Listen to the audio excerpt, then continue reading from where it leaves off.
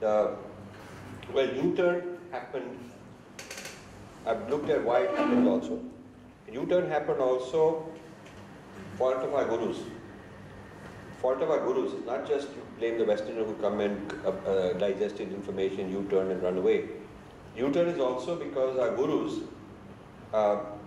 were not getting a whole lot of internal support. Now support has increased for some big gurus here. But in the 60s and all 50s after independence, they all had to go to the West to get supporters. They all tell me, when I interviewed some of the old gurus, they said that nobody in India wanted us. We were independent. Everybody wanted to follow Nehru's model and become industrialized and become modern, westernized. So no one wanted to go to these traditions. So they also gave to the Westerners because there's nobody interested. Like Lakshman Jute was considered the last living Kashmir Shaivism, the living master. And he was a big guru in Kashmir. He died some 20 years ago. And there's a man in Los Angeles, I've forgotten his name now, I've been to his house. He was a follower of Maharishi Mahesh Yogi, and he would follow, a lot of Westerners would follow Maharishi and learn transcendental meditation and so on. And so they were in Srinagar, and Maharishi says he has to go and learn from a very enlightened master. And he's going to take off for a couple of days to visit Lakshman Jute. So this guy thought that this must be a very great man. So he said, can I come along? And so he went along. And that's how he got to know Lakshman Jute. And then when Maharishi's tour team went back to US or wherever they went, he stayed. And he kept coming back every year for 10, 20 years. He stayed there. And so he made so many videos of Lakshman Jute teaching. And then when Lakshman Jute died, there was no successor in India. So he packed everything in crates, and there were about 100 crates of all library of Lakshman Jute, all original stuff, and he shipped it to Los Angeles. He's got a library there now. He has. So Karan Singh told me, I'm very upset, it's Kashmir territory, Kashmir treasure, this, that, and he stole it. So I said, but his point is, why did a guy like you, Maharaja, didn't do anything about it? Like, he does show in his video interviews Lakshman Jute complaining that here nobody's bothered, nobody is helping me, nobody's concerned about these things. So like we are talking about neglect of our tradition. This has been going on, and this feeds the U-turn. Because the person who has knowledge wants to leave it with somebody. So Lakshman Jute wanted to leave it with somebody. So he was happy that this American has come, he's got this camera and he's videoing him, and he would talk and give him whatever he could. Huh? So that feeds the U-turn also. And the other is that we're not good at packaging. We put it coming up with ideas, but we don't think about the consumption of that idea in a way that even the common person can benefit from. Yes. Where again the Westerners are being better. Yes. By taking what is intrinsically ours. Yeah, but see that is a issue. There is also a dilution. You take something and you make it a product which is very generic for the masses. Then you're also removing the individualized version, and it's becoming very standardized, superficial, simple.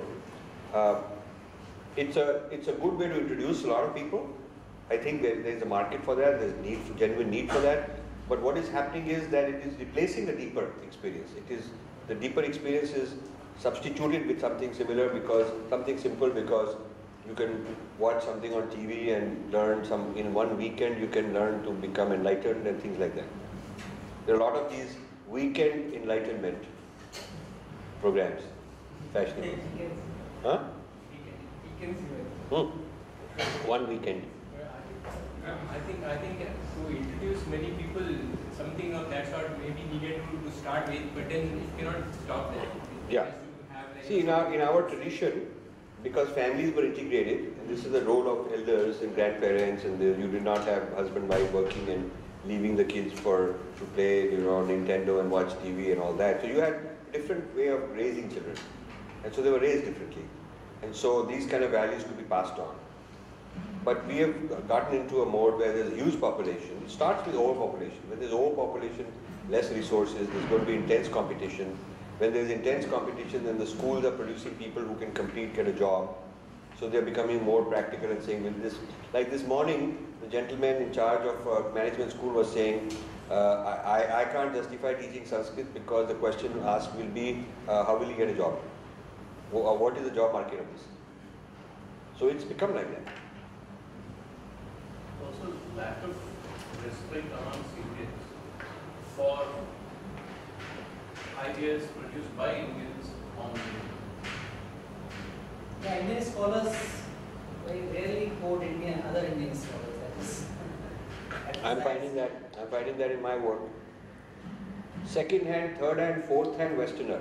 Michael Lino is a nice guy, he's a friend of mine, but he's learned a lot of these things from us. The Indians rather quote him. I know so many such things. I introduce an idea, I give talks. Some guy who's got a certain name recognition or something, he starts quoting me and all that. So somebody then writes a dissertation here. In the bibliography, they only have his work. That's what they have. So in a sense, it's also like a U-turn going on among our own people. Because there is an inferiority complex. It's an inferiority complex. The key is that. Key is that? The key is lack of self-esteem. Yeah. The lack of, having this inferiority complex. Can you think of some concrete ways in which it can be systematically overcome, institutionally or otherwise? See, I'm doing this in my own little way through educating people, through giving them counter-examples, through showing that this is not based on the facts, this is misinformation. There is progress, but very slow. More people are interested in the kind of things I'm saying than 10 years ago, 20 years ago, but still privately, they're still afraid to speak out. And they still like me to come and speak, so that I'm speaking what they're thinking.